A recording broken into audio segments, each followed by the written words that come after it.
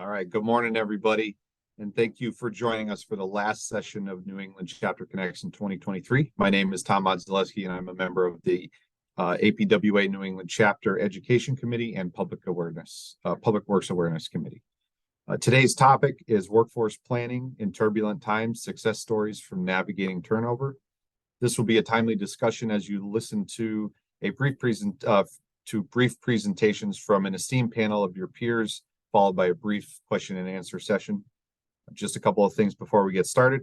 First, many thanks to our Public Works Awareness Committee, the New England Chapter Education Committee, and the subcommittee that puts these sessions together. These groups work extremely hard to promote the value and importance of public works. Providing interesting, informative, and timely learning opportunities for our members is always the focus of these groups. Also, a big shout out to our New England Chapter Connects producer, Regina Hackett, and the entire team at the Connecticut T2 Center. They do an amazing job producing our New England Chapter Connects program. And of course, special thanks to our APWA New England Chapter sponsors. Without the support of our sponsors, we could not bring all of the valuable programs and events to our members and the public works community. The New England Chapter Connects program was created to keep us all connected and stay informed while we were isolated during COVID. We hope that you will find this series worthwhile and informative as we continue to stay connected. Please help us help you by completing the very short survey at the conclusion of this session. Also, if you miss a session or if you would like to replay a session for your staff, all of our New England Chapter Connect sessions can be viewed on the chapter website. Finally, if you enjoyed today's session, please join us on March 28th, 2024 at 11 a.m. for our first spring session of 2024. We are currently planning out the next year's topics, so be on the lookout for upcoming promotions. Without further ado, let me introduce our moderator for today, Marilee Enos. Marilee is the director of the Technology Transfer Center for the University of New Hampshire. Marilee will be moderating a fantastic panel of professionals, a professional workforce in the workforce management field. First, we have Dave Pincinel, Director of Public Works in Lexington, Mass. We then have Mary McCarthy, is a program director at the Connecticut Training and Technical Assistance Center for the University of Connecticut. And Ann Morse, an AOT Civil Rights Program Manager for the Vermont Agency of Transportation. So welcome, Marilee. Thank you for taking the time to moderate our discussion today. And I'll hand it over to you now to begin the discussion. Thanks, Tom, for the opportunity to participate in this dialogue on such an important topic. Our speakers today have some great ways they're supporting succession planning, including leveraging positions as much as people, partnering experienced incumbent employees with new employees to facilitate knowledge transfer, and using try before you buy or sit before you commit type of opportunities with staff. Lots of great stuff on deck for our next 55 minutes together. So I want to thank Dave, and Mary for being with us today, and quickly transition right over to Dave to start our presentations. Okay, thank you.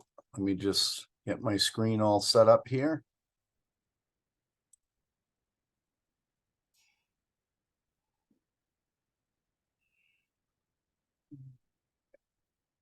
Okay, so I'm going to talk to you this morning about what we're doing in Lexington, and just some of the things that we've encountered and some of the things that we have tried, both with workforce succession, workforce retention.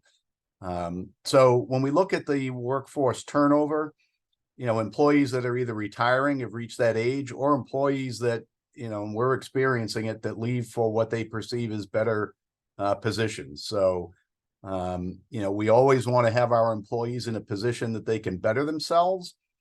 And sometimes that's good for them, bad for us. Sometimes that's, good for us and not so good for them. So what we look at is there's positive and negatives when you have employee turnover. You might have had an employee that maybe they were just doing a good job for you, but kind of stuck in their ways and not looking at other ways to do particular tasks, or embracing the technology and things that are out there today. So again, can be a positive, can be a negative. We look at it that way. Certainly one of the negatives is that loss of institutional knowledge. And I'll touch later on at how we try to cope with that. But that can be balanced by new ideas.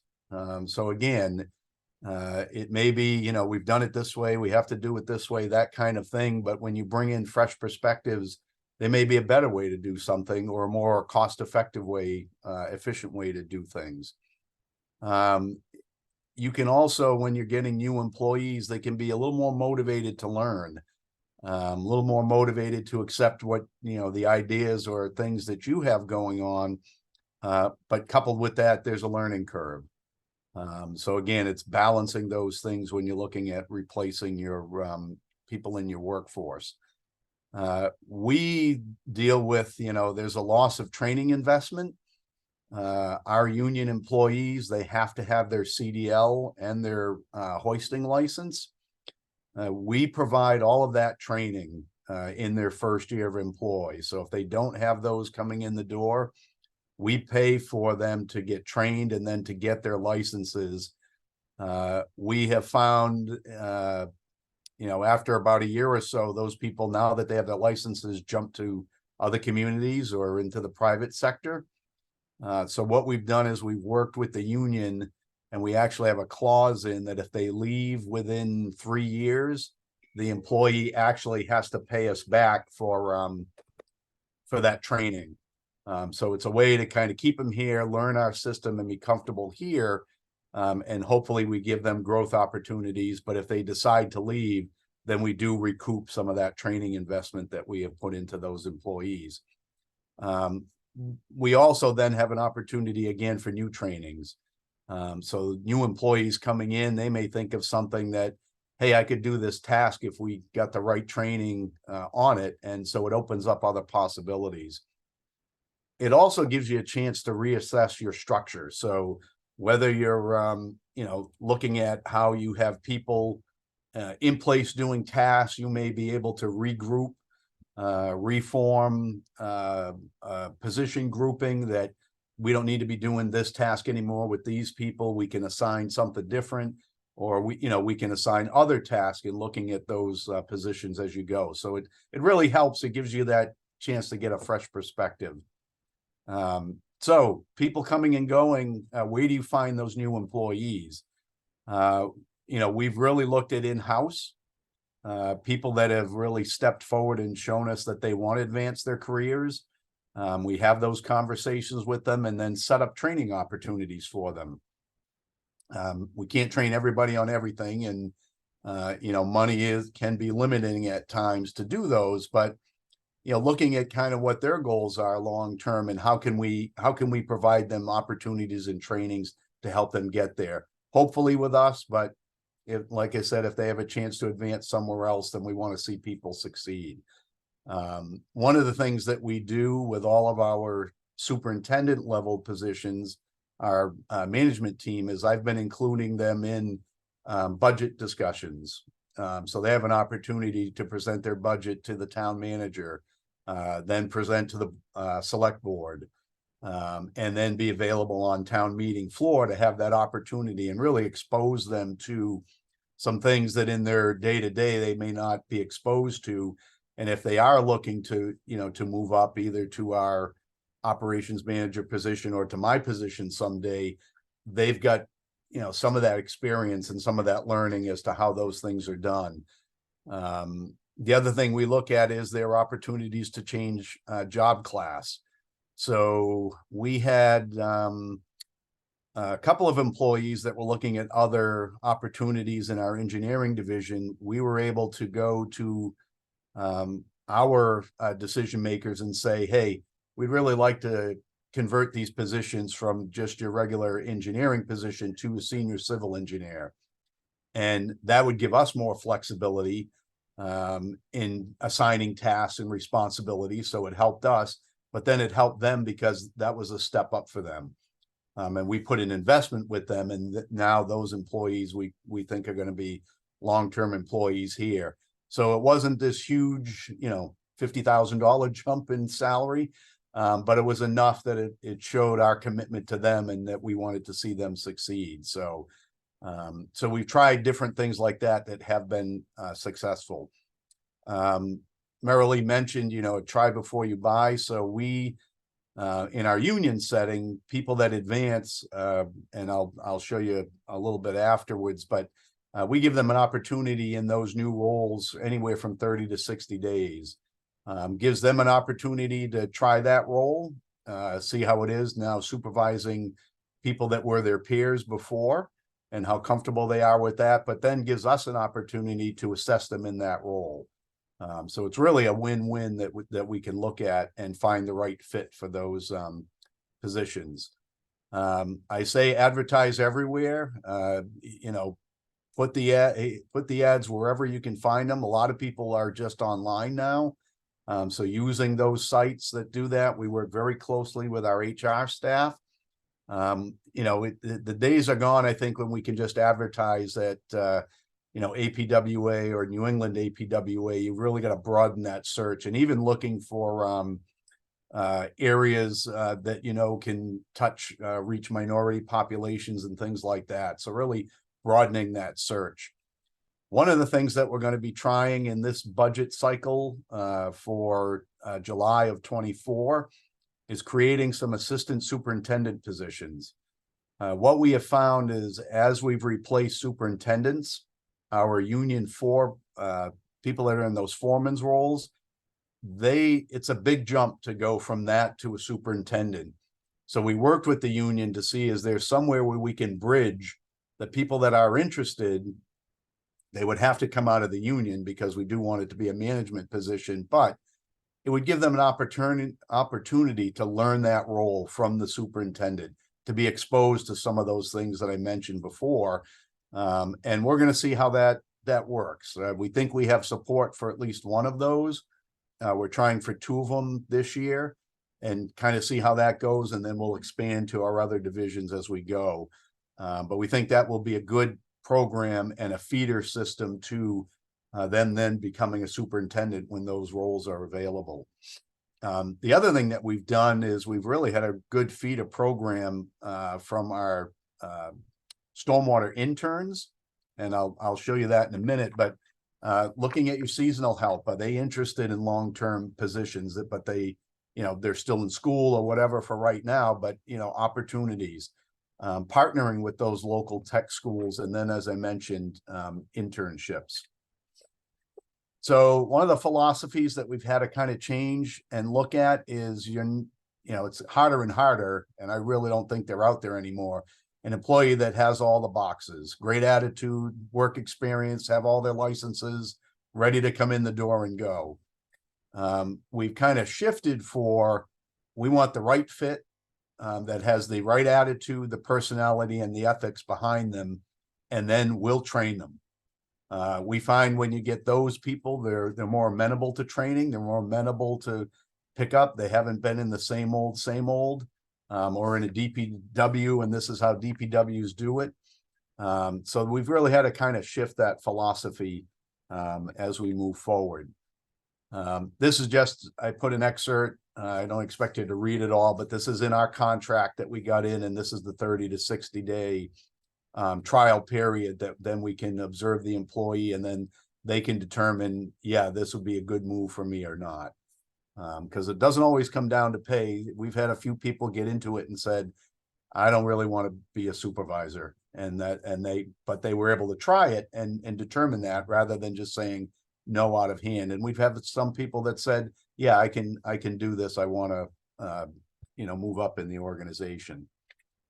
I mentioned, our stream team. So I don't know if you can see my mouse on the screen, but if you can, I will identify 3 people that are now full-time engineers with us that came out of this internship program. So we partner with UMass Lowell. Everybody's familiar with stormwater and requirements. So we hire a group of students. We work with them. They do an internship during the school year where they'll go out and check our outfalls and do testing and things like that. Then we usually hire about 3 to 4 of them in the summer, again, to continue that stormwater management work.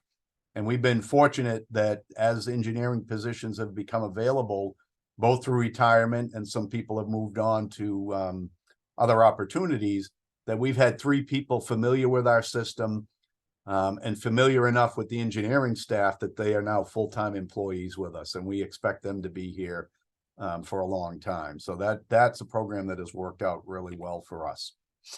So I'll just touch quickly because I know we're want to get a lot in for you today. Employee retention. So looking at different incentives that are out there. Everybody's got that work from home. Unfortunately, for some positions, and I include mine in that, that's not always easy to do, or is it you're able to do that? Certainly not for the union positions, but your administrative people, sometimes your superintendents, is that something that can get somebody to jump on board with you?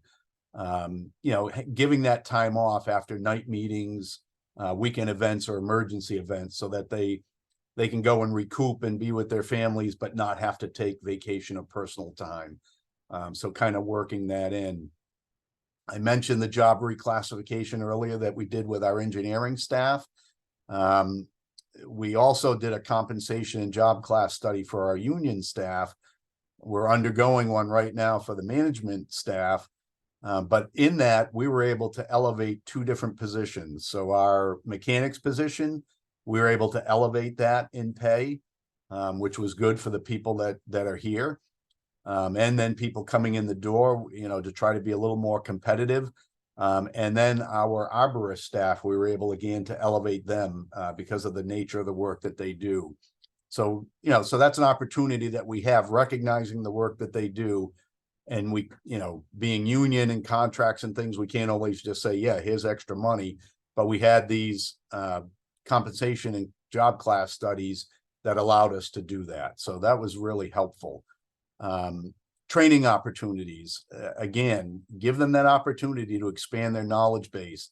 And we partner them with more senior employees so that some of that information is transferred on. And can they learn that and pick that up so that we transfer that knowledge while people are still here in order to do that. I put job diversity here as well because the last thing you want is somebody is hired and you're on a lawnmower forever.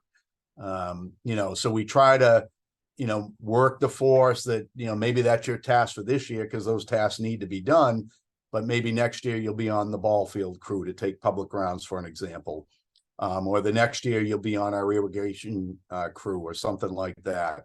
And we find that if they're not doing the same old thing day after day, gives them a fresh perspective, and it may open up other opportunities for them.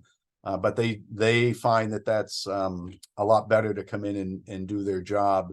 They're a lot more motivated to do that they know there's different things that they could be doing throughout the course of the year. And that's what I had. So, Marilee, I don't know who's next, but I will, I think it's Mary, right? It's going to be Ann, and we'll Ann, let okay. Ann pull up her presentation. Thank you, Dave. And we're going to hold questions. We're going to save a little time at the end. So if you've all got some thoughts to bounce by Dave, he will be hanging out with us in the background.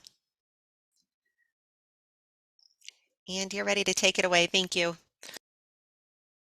All right. I just had to figure out where my mute button went because it moved. Good morning, everybody. As stated, I work for the Vermont Agency of Transportation, so we're a little bit different, but man, we have so much in common. I do want to just really clarify, though, that my job, I work in the civil rights section. It's different than human resources. Our work intertwines. And so there's going to be cases where I'm going to talk to you about things from a civil rights perspective, and our HR folks might have more to add, and I might be able to get that to you in the future. So, here at the agency, man, times are changing. We used to have people lining up at our doors for our jobs. They'd literally stop at the garages and knock. They saw mom or dad work here and they knew they were going to work here and they'd be here for 30 or 40 years, right? Like, so we knew what the plan was. And that's not happening right now. Like, everything has changed. And we know that we've got to change too, because if we don't, we're going to be understaffed, which is a horrible place to be when you have work that really, really needs to get done, right? Pre-pandemic, recruitment was already tough. It's gone topsy-turvy since then, which has not helped any of us. So we're looking in different places, right? One of the first things that we know we need to do is we need to keep people here longer than average. And again, people used to be here for a lifetime. And now we're looking at people being here across every industry. They're changing jobs like every 2 years.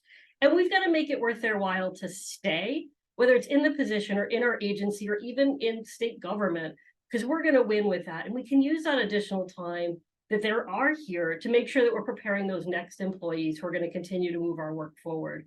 I will say that workforce success is not accidental, right? We know that it takes an awful lot of planning for that all to work out. Excuse me, one quick second here. Sorry. The wonderful thing of computers, right?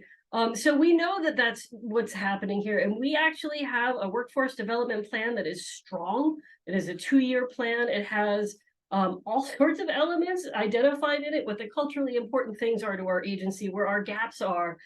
We have some workforce groups where we have members of the agency that are putting their voice to how are we doing things? How should we be doing things? How do we make sure that we are attracting people and keeping people?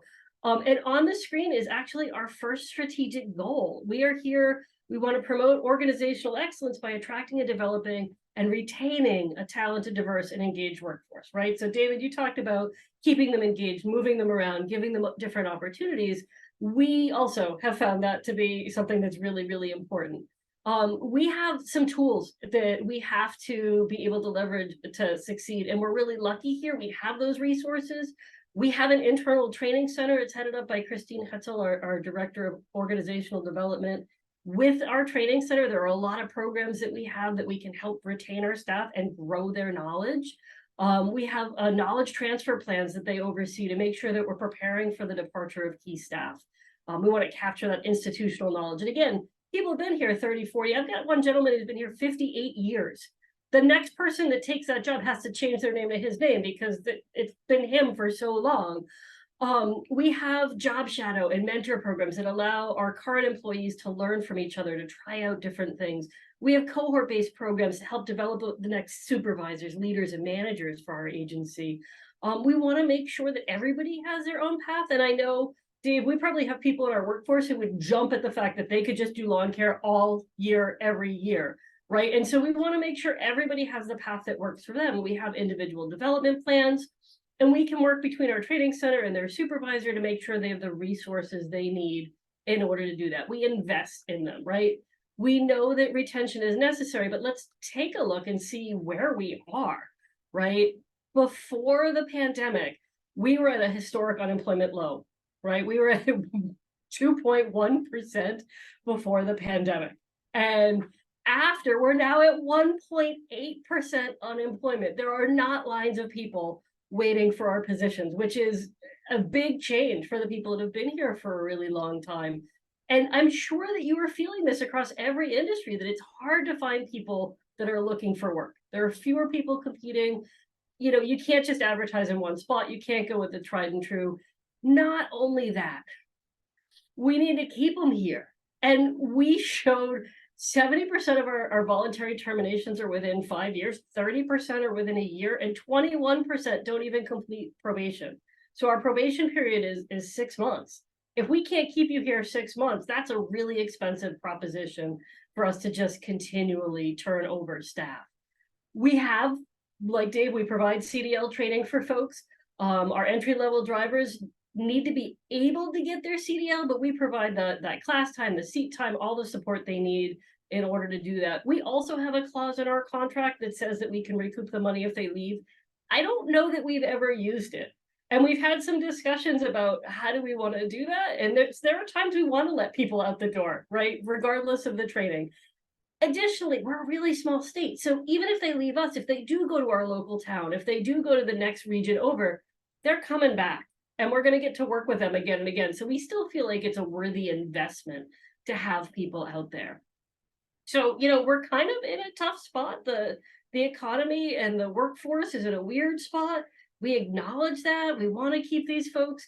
One of the tools that we've done, like Lexington, is we allow people to move up in their career.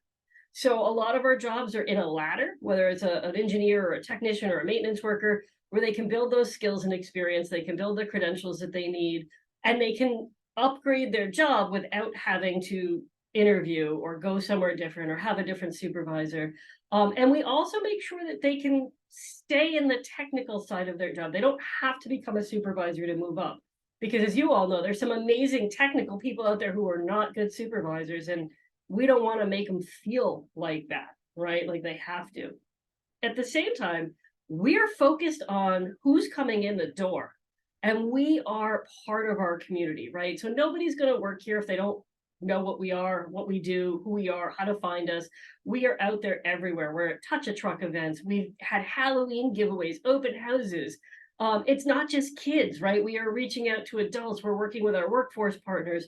We are making sure that people know who we are. We're on social media. We have our own YouTube channel where you can watch videos where you're learning about what's happening here at the agency, not just what roads are closed, but what good works are we doing, right? We know that those kids that we see at these events, they don't show up to these events alone.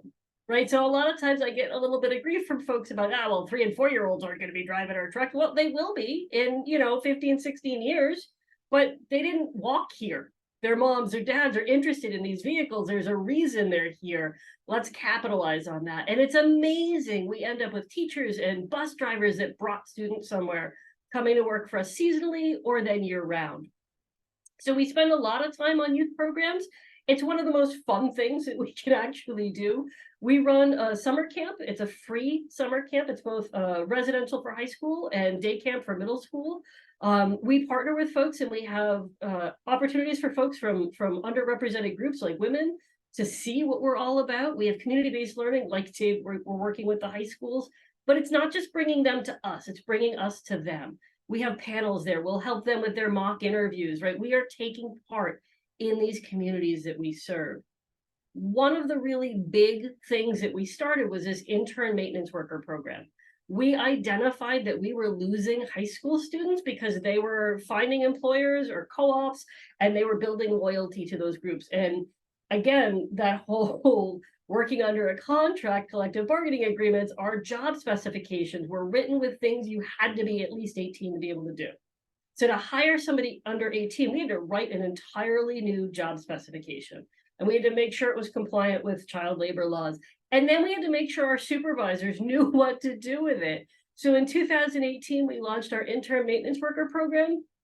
And for our supervisors, you can see on the right side of the screen, there are 3 columns in that first document. We went with the theme that everybody knows, red, yellow, green, right? Green is what these kids absolutely can and should be doing.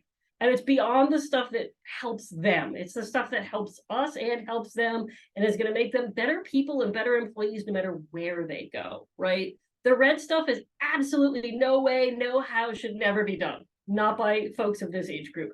And then the yellow is use caution. And it's interesting. I got a lot of pushback when we were developing this on the yellow.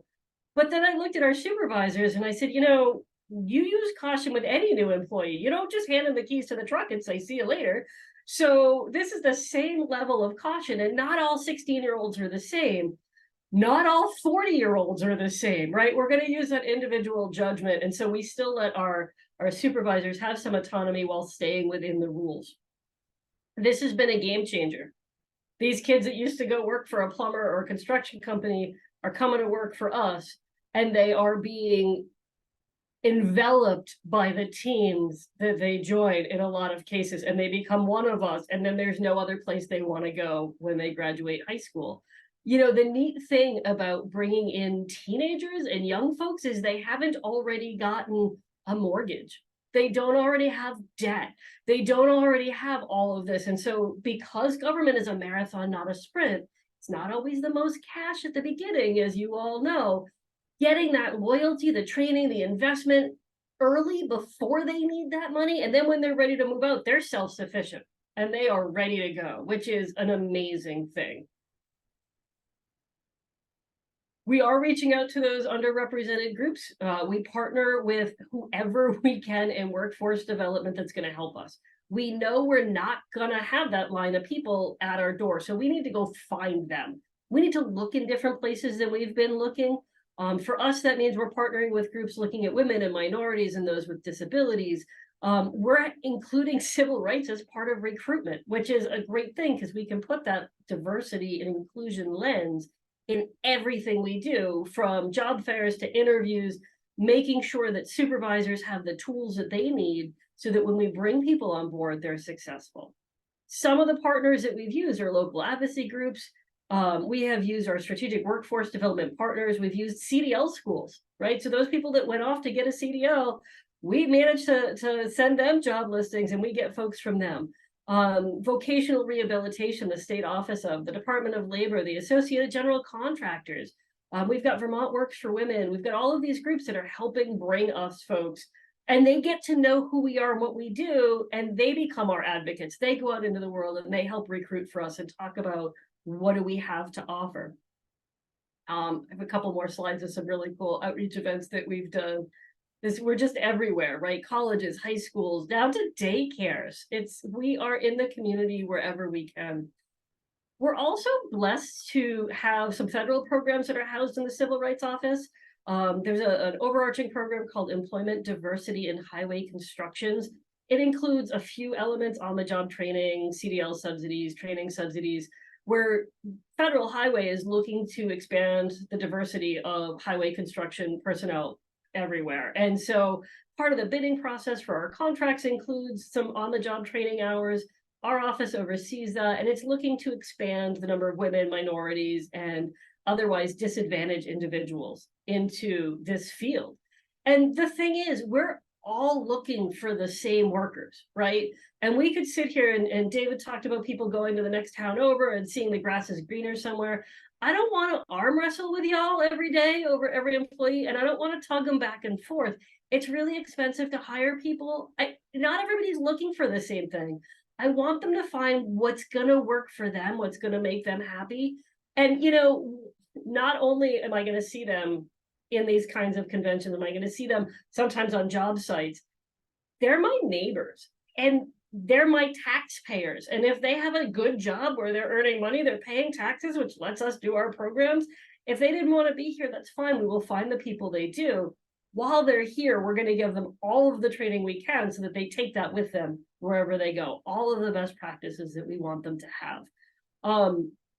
Some of our partners have a lot of pre-employment readiness training, and not everybody comes. I think the phrase was checking all the boxes. We don't expect everybody to check all the boxes. But some of the programs that we've seen some real benefit that they're getting from some of our workforce partners includes work zone safety training, includes the OSHA training, it includes, gender equity training, all of these things. And some of these are technical, physical trainings, and some of these are how do I exist in a workplace, which is also an area that we need to develop the workforce in. So as an agency, we spend an awful lot of time, an awful lot of money, making sure that we're recruiting the best and the brightest, that we have the supervisors with the skills to keep them, to retain them. Part of our supervisors' job performance evaluation every year is encouraging the development of their team. How well did they do that? How well did they give people the opportunity to move up? If they're going to move up, they might as well stay here. That's what I brought to share with everybody. Thank you, Ann. And up next, we will have Mary talking a bit about what they're doing in their LTAP center. And Ann will be hanging out with us as well for questions afterwards.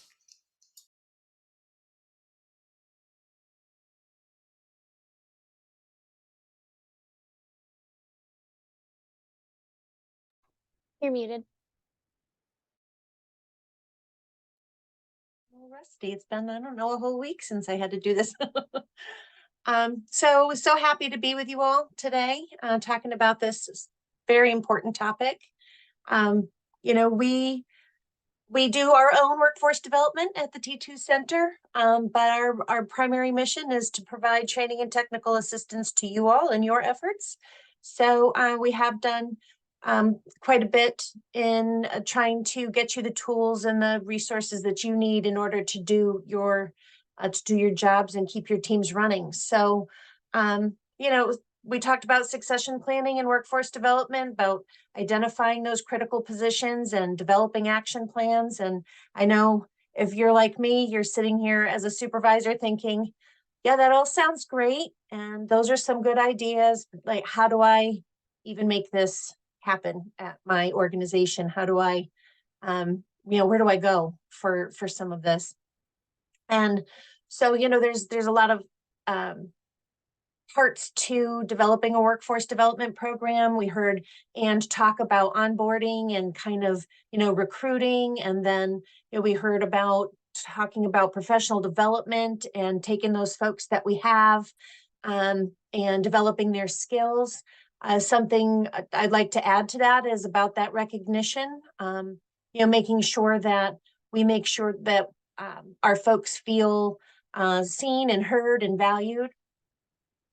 And support that mentoring, that team building that I think is so, so key in making sure that the folks we have want to stay with us. So the T2 Center here in Connecticut has, we've focused our efforts to support you in that work around a lot of our training programs. And to help you all get your folks the skills that you need, the skills that they need in order to be good leaders, good workers, both technically and as teammates. Because, it's important, right? I mean, I think most of us have heard this one before, right? You want to train people well enough so that they can leave, but treat them well enough so that they don't want to, and they're yours. And I think, and you had some really great comments about the fact that even if they do leave, like, we're raising the level of the water so we all rise together. So, it hurts sometimes when you spend that money and somebody leaves, but at the same time, that you're just improving the industry. And you learn from that. So how do we help? We're organized in our center through several different programs. We kind of organize our training around different levels of technical skills, and we try to make sure that we have something available from, those new employees with our Public Works Academy, get them some of those core competencies started in an overview so they really understand early on what it is that, Public Works entails. And then we have some programs that start to build those technical skills and dive deeper into some of the more technical aspects. Right up through our transportation leadership program, which is where we're focused completely on leadership and interpersonal skills. We're not talking about paving or snow operations or drainage. We're talking about people. How do you lead them? How do you be a better person yourself? How do you maximize people's potential? How do you get the resources you need in your department? So, we're trying to get Public Works folks the information that they need and the skills that they need, regardless of what level they're at in their agency. I talk about our Public Works Academy. We offer these trainings at 6 Thursdays. We do one in the spring and one in the fall. It's really geared at those frontline new folks. Talking to them about being part of a Public Works team, the family atmosphere, the emergency management atmosphere sometimes that you have to deal with. We talk about operational safety and keeping themselves and each other safe. And we talk about work zone safety and flagger, get them certified in that, just some of these beginner skills and competencies that folks are asking for. And of course, being in New England, we definitely spend a whole day talking about snow, plowing, keeping yourself fit. But I think for this discussion for you all and where I think some of us are challenged is leadership. So often we are promoted and our structures are such that you get promoted with seniority and technical skill. Very few agencies spend a lot of time valuing and prioritizing people skills, interpersonal skills, and leadership development. So we heard from our folks in Connecticut that they're really looking for that. So we developed this program. It's a 2-year cohort-based program where, like I said, we really focus our efforts on talking about individual styles of the folks in the room, as well as identifying the styles of the people on your team, and how to deal with that, how to deal with customer service and help your folks deal with that, how to,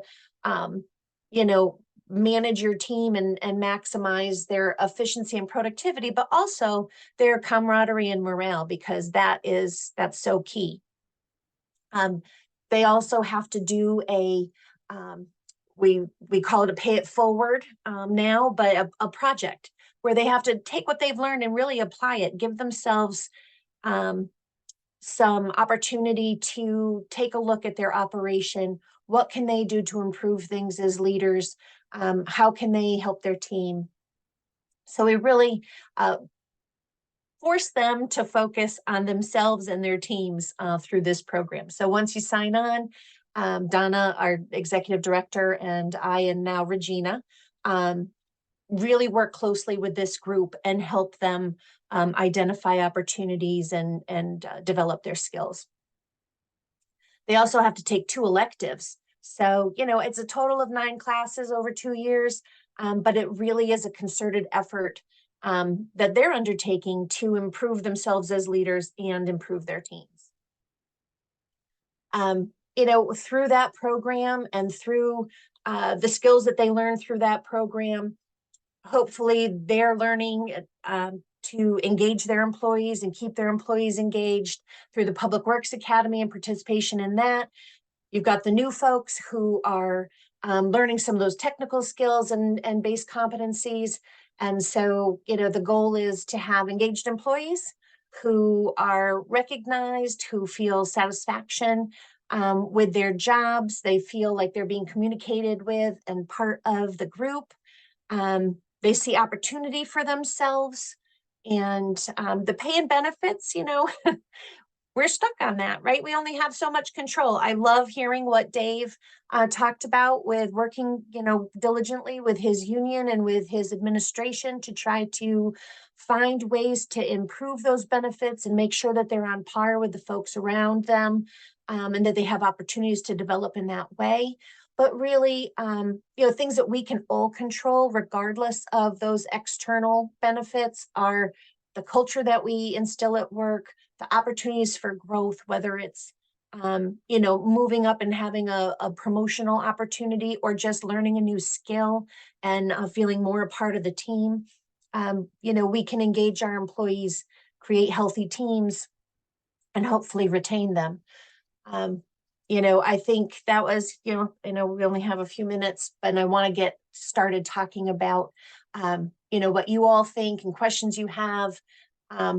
But engaged employees, trained employees, empowered employees mean healthy teams, and healthy teams are going to stick together regardless of, 50 cents difference an hour, or, a lower copay with the insurance. Once you get these folks really feeling like they're a part of the team, and they're really contributing to their communities, and working together like a family, then they're going to stick around for you as much as they can.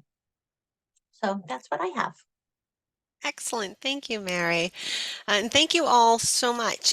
In the next 10 minutes of our time together, before we open up to some Q&A, we've got a couple of questions we're going to dig into. And I know we had some that we planned, but I think the one that just came through is a really good one, maybe that we can kind of dovetail into what we had thought about talking. Jim Leonard mentioned, please talk about the need to build relationships with the community, communication skills around the role of communicating the importance of public works, especially in the winter. Could that be communication manager roles? And I know this group does a lot with public works awareness. We do a lot of conversations through APWA on that topic. So maybe if we can, for our panelists here, shift the question of compensation a bit, that elephant in the room, and maybe you can talk about how you've been able to partner public works awareness and compensation, that elephant in the room, as part of your retention and succession planning strategy. So I'm going to broaden that a bit, and hopefully maybe we'll start with Dave and see if there are some thoughts on that, and move on to Mary. Yeah, I can jump in on that, and its timing is perfect because Tuesday night we had our Citizens Academy, where every year there's a group of about 30 citizens that go to every department in town to learn about what they do and those types of things. So that's an opportunity for me to really go over our staff, the services that are provided, and really how important public works is in the community. With that, we gained those, and we've been doing this now, I think, I want to say 14 years, somewhere along those lines. Of all of those people that have gone through the program are now advocates out in the community. So we are, we have a very robust capital equipment replacement plan that they support. And that in turn helps the employees, and that's part of the retention, knowing that if they stay here, they're going to have up-to-date equipment, latest technologies, things like that to help them do their job. And it's not just to help them, do it better, more efficient, but they take that value that the community is investing in them. We also did that when we got our new building, which is not new anymore, but back in 2009, and took that opportunity to tell the staff, the community just made an investment in you for what you did, because we're not a school, we're not a police or fire station, but we have a building that has worked out great for us just in the logistics. So we've been able to do some of that.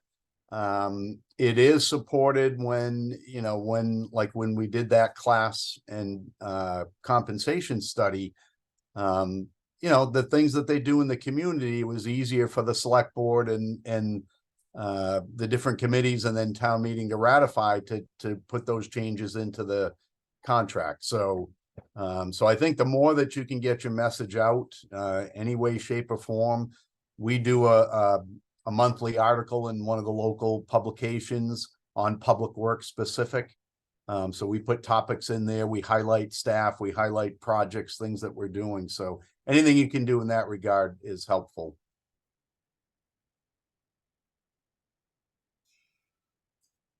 So I'm gonna jump in on some of this. We recently, I didn't mention this earlier, went through and reclassified all of our maintenance worker positions, and they all went up because we had done that same similar kind of class study, and that they were underpaid. So most of our maintenance workers are coming off a few dollar an hour raise in the recent years. We're part of collective bargaining. One of the selling points of state government is that we've got steady raises. It's usually about 2 a year for the first 5 years, right? So it adds up, even if you start. I love that 50 cents an hour, Mary, that you mentioned, because that's always the magic number. And interestingly, usually teenagers are more swayed by 50 cents an hour than the adults are. So having that conversation earlier about what is in compensation is important. I want to talk about communication. Again, we're lucky. We're a big organization. We're the second largest state agency in Vermont. And Vermont's really small, so that's still relatively small, but we do have a communications and outreach team. It's 2 people that manage all of our outreach as far as social media. We have our own YouTube channel. We've had trained videographers, and I will put the links in the chat. For years, they do PSAs on don't crowd the plow, and our plow drivers get a chance to communicate directly with the public. I think that the increase in social media has increased our ability to directly connect with folks. And then all of the community building that we do all year long works into this, right? So it's not just we're here when it snows, right? We're here during the floods. We just had epic floods in July, and we were there, right? We're out there. During COVID, we were out there. We've been the response, back at Tropical Storm Irene. There is appreciation for the work that we do, and it's mixed, like all of you have, with taxpayers, naysayers, but there's enough good that our drivers are so proud of the work they do, of their route, of their roads, of their projects, and that shines through. It's really incredible. But I think that you're right, communicating is important. So social media works for us, press releases so that the word gets out. We use 511. We can actually, there's a plow finder. Our vehicles have an automatic vehicle locator, so people can look at a map and see where the trucks are. So as soon as you get that one negative person that says, where are all the plow trucks? I've been up since 3 and I haven't seen them. And somebody goes, here's the map. You can see all of the trucks that are out everywhere.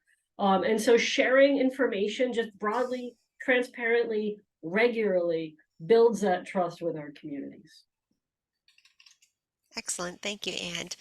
I'm going to switch our question a bit and shift a focus to when you are looking at recruiting or planning for hiring or a successor for leadership type of positions. In transportation and public works, many leadership positions are seen as working positions. You have a leader that contributes to the executive and the operational and personnel strategy, but also very much the day-to-day tasks. They're working alongside the team, which could potentially create misalignment when you've got a committee, elected officials, or others that don't necessarily know the day-to-day technical work that's being done, and they're trying to create that job description or support that hiring process.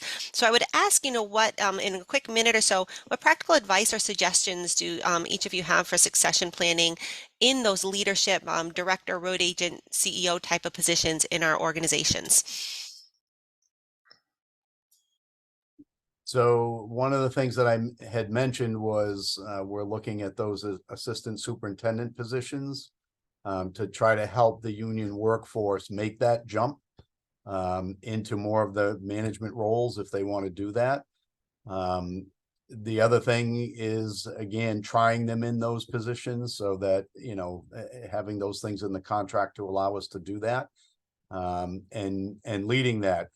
When there are promotions or opportunities, we do sit down with any of the in-house candidates that are considering that and really explain this is what the job entails, this is what the expectations are, and really put it out there for them so that they have that knowledge coming in, that it's a working position. You still have to be grabbing the shovel or doing whatever you need to do in the union setting, but now you're also organizing the crew and getting them to do what those tasks and how to do that.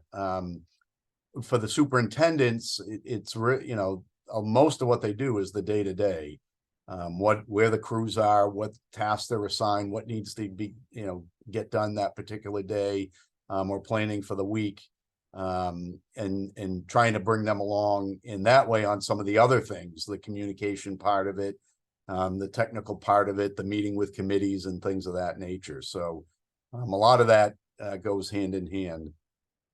Excellent. I'm going to ask our last question. I'm going to start with Mary. So succession planning is about building and sustaining a competent, motivated, engaged workforce to help ensure organization long-term success, as Anne said. And in our final moments together today, Mary, can you start by speaking to quickly what excites you most about the future for transportation, public works in our industry, and how have you within the Connecticut LTAP Center been able to incorporate that enthusiasm and passion into what you provide local agencies for succession planning? Sure. I think the thing that I'm most excited about is what seems to be driving the newer generations and what the things that they're seeking in their work, and that is to contribute to something bigger than themselves and to grow. They're motivated, they're excited, and that enthusiasm is so contagious. So I love it. I love working with our Public Works Academy folks and helping them understand some of the more technical things. I think that as leaders, we need to support that desire. And so I hope that those of us who aren't part of the newest generation, take the time to get to know these folks and not just assume things, and give them opportunities to grow, and to feel a part of things, and to really, take advantage of that team environment. We have our Public Works Academy, so I think we try to support the new folks that way. I also think for our new leaders as they start to move up, for our current leadership to make sure that they value all the extra pull and push on those mid-level folks, those working positions, because they really feel the pinch of having to have all that back office responsibility, but also picking up the shovel when they need to. And that transition can be really difficult to go from being a frontline person and moving to that back office, and the different the changes to relationships that happen when you go from being a peer and a colleague to being a supervisor. So we try to provide resources and bring awareness of that to folks in our community. Great points, Mary. Thank you. Dave and then Ann, I'll give you each your 60-second parting thoughts for this great group on what you're passionate about and kind of instilling in your succession planning. So, passionate about that there's a lot of new technology and different ways to do things. And I think that allowing people that come in the door or people that you have to be able to share those ideas and implement some of those ideas. I mean, not everything works for everyone, but giving them that opportunity empowers them, and they really take ownership in what they're doing. And I think, still the same with Public Works is most of what we do is visible to the community. So, we're doing our downtown streetscape, that's highly visible. The flags going up for Veterans Day, that's highly visible. So, really imparting that on the staff that the things that they do make a difference. We tell residents, we're with you when you wake up and you turn that water on to make your coffee till you go home to bed, when you have the street lights guiding you home, and that's all Public Works making that happen during the day. So it's really making sure our staff knows that and connecting with the community. And a lot of different projects that you would think were not buildable years ago, that now we have the technology to do them. Super. And So much. So I'm really inspired to see all of our current staff who are interested and engaged in learning.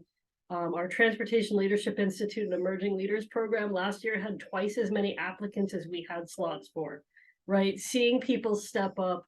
I love seeing the connections that people make about why they're doing what they're doing and seeing them get really excited about the work that they do, even when it's hard, even when it's not glamorous, even when, the cameras aren't rolling. I think that ability to make a contribution is something that's amazing. And, we have a kind of unique situation. So in Vermont, we're in a 2-year gubernatorial cycle, which means conceivably every 2 years we get a new governor and new leadership. And the core of the agency has to keep doing business while those new people kind of get a grasp of what's going on, and that we have new people coming in with new blood and new ideas. We've got a continuous improvement group that's focused on that. It's kind of the sky's the limit, right? Or even beyond that, you can do anything, even things that didn't exist when we all started here. So I love seeing the enthusiasm of people coming on board, and I'm hoping to be able to pass the torch to them. I neglected to mention one of those ways that we build those connections with folks is during our new employee welcome program, which matches that 6-month probation, or the first 6 months somebody's with our agency if they transfer, and they get a one-on-one person so that they have somebody they can reach out to over the life of their career that's not in their direct line of command. So, in each and all the little ways that we manage to connect with people, I see beauty in the future. awesome. Thank you all so much. You have shared some fabulous thoughts, ideas, and programs. Dave, I think you mentioned you might be able to, in 20 seconds, answer that question. I appreciate that Sue's popped in the chat pod there. Yeah, the question that Susan had. So yes, we have had that tested. We had an employee leave about 6 months ago. So we were able to recoup that cost, and the way we do it is their last paycheck, there's that deduction that comes on that for that training. We calculate that out. With the union actually was very much in favor of having us put that clause in the contract, because they didn't like every time they turned around, there was a new person working next to them. So they really were supportive in getting that put into the contract because it helped them as well as helping us. So I hope that was a good enough answer. If not, then my contact info is there and be happy to talk more on it. Super. Thanks, Dave. Mary, Dave, and thank you all very much. Regina and Tom, thanks for hosting and having the conversation. I put everybody's email addresses into the chat pod there, so reach out, keep in touch. Please complete that survey, and thank you to the sponsors of New England APWA and Chapter Connects, and we hope you all have a wonderful, safe start of your holiday season, and look forward to seeing you at next year's Chapter Connects. Thank you. Hey, everyone.